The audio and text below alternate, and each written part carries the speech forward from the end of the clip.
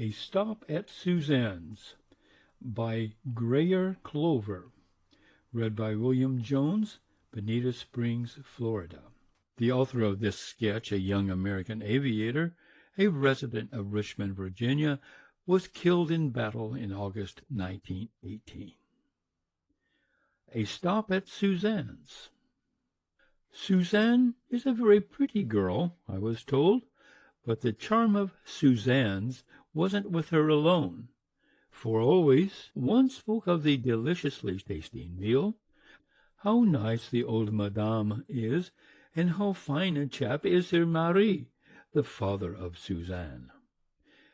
Then of the garden in back, and before you had finished listening, you didn't know which was the most important thing about Suzanne's. All you knew was that it was the place to go when on an aeroplane voyage. At the pilotage office, I found 5 others ahead of me. All of us were bound in the same direction. We were given barographs, altimeters, and maps, and full directions as to forced landings and what to do when lost. We hung around the voyage hangar until about 8 in the morning, but there was a low mist and cloudy sky, so we could not start out until afternoon, and I didn't have luncheon at Suzanne's. After noon, several of the others started out, but I wanted to plan my supper stop for the second point, so I waited until about 4 o'clock before starting. Almost before I knew it, a village, which on the map was 12 kilometers away, was slipping by beneath me, and then off to one side was a forest, green and cool-looking and very regular around the edges. Pretty soon I came to a deep blue streak bordered by trees, and was so interested in it, it wound around under a railroad track, came up, brushed by lots of back gates, and finally fell in a wide splash of silver over a little fall by the mill. Then I forgot all about flying, and suddenly woke up to the fact one wing was about as low as it could get, and that the nose of the machine was doing its best to follow the wing. Long before I came to the stopping point, I could see the little white hangar. The field is not large, but it is strange, so you come down rather anxiously, for if you can't make that field the first time, you will never be able to fly. They tell you before leaving. I glided down easily enough, for, after all, it is just that. Either you can or you can't, and made a good enough landing. The sergeant signed my paper, and a few minutes later away I went for Suzanne's. The next stop is near a little village, Suzanne's village, so when I came to the field and landed, I was sure to be too tired to go up again immediately. Instead, I went off to town, after making things right with the man in charge. That wasn't a bit difficult either, for all I did was to wink as hard as I could, and he understood perfectly. I knew where Suzanne's was, so I made directly for it. It was a little early, but you should never miss the aperitif. With that first, success is assured. Without it, it is like getting out of bed on the wrong foot. Up I marched to the unimposing door and walked into the main room, a big room with long wooden tables and benches and a zinc bar at one end where all kinds of bottles rested. It isn't called Suzanne's, of course. It has only that name among us. As I closed the door behind me and looked about, a bonne was serving several men at a corner table, and behind the bar a big, red-faced, stout man was pouring stuff into bottles. He looked at me a moment, and then with a tremendous "Tiens!" he came out from behind the tables and advanced toward me. "Bonjour," he said. "Do you come from afar?" "Oh, no," I answered. "Only from—" "Tiens!" he repeated. Then, "Ah, you are from the school." "L'école," he called it. "From l'école," I admitted, and taking me by the arm, he led me to a door at the rear. Through this he propelled me, and then in his huge voice he called, "Suzanne, une pilote," and I was introduced. As he shut the door, I could just see the corner table with the three old men staring open-mouthed, the wine before them forgotten, the bread and cheese in their hands untasted. Then down the stairs came light steps and a rustle of skirts, and Suzanne was before me with smiling face and outstretched hand. Her instant welcome, the genuine smile. Almost immediately I understood the fame of this little station, so far from everything but the air route. Her charm is indescribable. She is pretty, she is well dressed, but it isn't that. It is a sincerity of manner, complete hospitality. At once you are accepted as a bosom friend of the family. That is the charm of Suzanne's. After a few questions as to where I came from, how long I had been there, and where I was going, Suzanne led me upstairs to be presented to ma belle-mère, a white-haired old lady sitting in a big, straight-backed chair. Then, after more courtesies had been extended to me, Suzanne preceded me down to the garden and left me alone while she went in to see that the supper was exceptionally good. A soft footstep on the gravel walk sounded behind me, and I turned to see one of the most beautiful women I ever beheld. She was tall and slender, and as she came gracefully across the lawn, she swung a little work-bag from one arm. All in black she was, with a lace shawl over her bare head.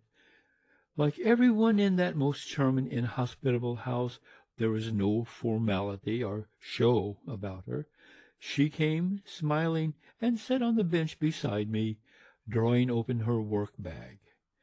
I could not help noticing, particularly, her beautiful eyes, for they told the story, a story too common here, except that her eyes had changed now to an expression of resigned peace.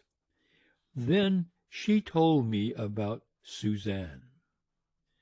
Long before, ages and ages ago it seemed, but really only 4 years, a huge, ungainly bird fell crashing to earth, and from the wreck a man was taken unconscious. He was carried to Suzanne's, and she nursed him and cared for him until he was well again. Suzanne was very happy then, Madame told me, and no wonder, for the daring aviator and Suzanne were in love. She nursed him back to health, and when he went away, he left his heart forever with her. They weren't engaged, and every little while he would fly over from his station to see Suzanne. Those were in the early days, and aviation, well, even at that, it hasn't changed so much. One day a letter came for Suzanne, and with a catch at her throbbing heart, she read that her fiancé had been killed. Mort pour la patrie, it said, and Suzanne was never the same afterward. For many months the poor girl grieved, but finally she began to realize that what had happened to her had happened to thousands of other girls too, and gradually she took up the attitude that you find throughout this glorious country. Only her eyes now tell the sad story. One evening 2 men walked into the café, and from their talk Suzanne knew they were from l'école. She sat down and listened to them. They talked about the war, about aviation, about deeds of heroism, and Suzanne drank in every word, for they were talking the language of her dead lover. The 2 aviators stayed to dinner, but the big room was not good enough. They must come back to the family dinner, to the intimacy of the back room. They stayed all night and left early next morning, but before they left, they wrote their names in a big book. Today, Suzanne has the book, filled full of names, many now famous, many names that are only a memory.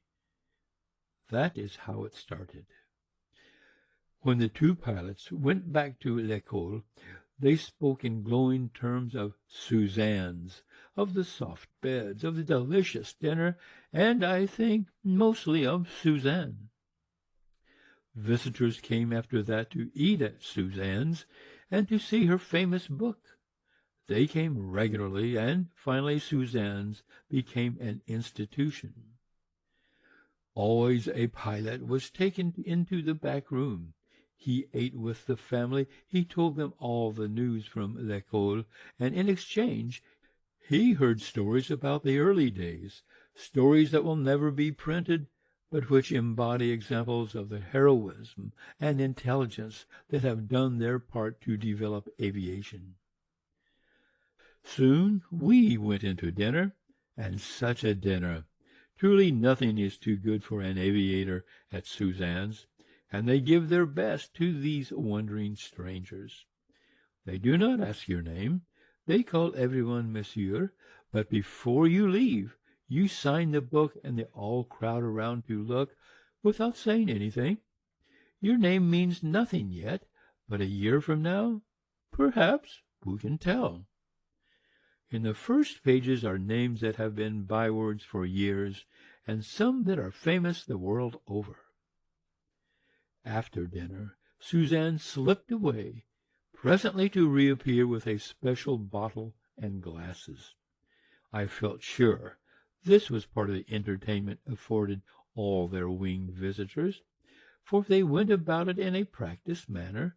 Each was familiar with his or her part, but to me it was all delightfully new. Our glasses were filled, and Suzanne raised hers up first. Without a word, she looked around the circle. Her eyes met them all, then rested with Madame. She had not said a word. It was Papa who proposed my health, and as the bottoms went up, Suzanne and Madame both had a struggle to repress a tear. They were drinking my health, but their thoughts were far away, and in my heart I was wishing that happiness might come again to them. Suzanne certainly deserves it. When I returned to school, they asked, "Did you stop at Suzanne's?" And now to others just ready to make that voyage, I always say, be sure to stop at Suzanne's. End of A Stop at Suzanne's.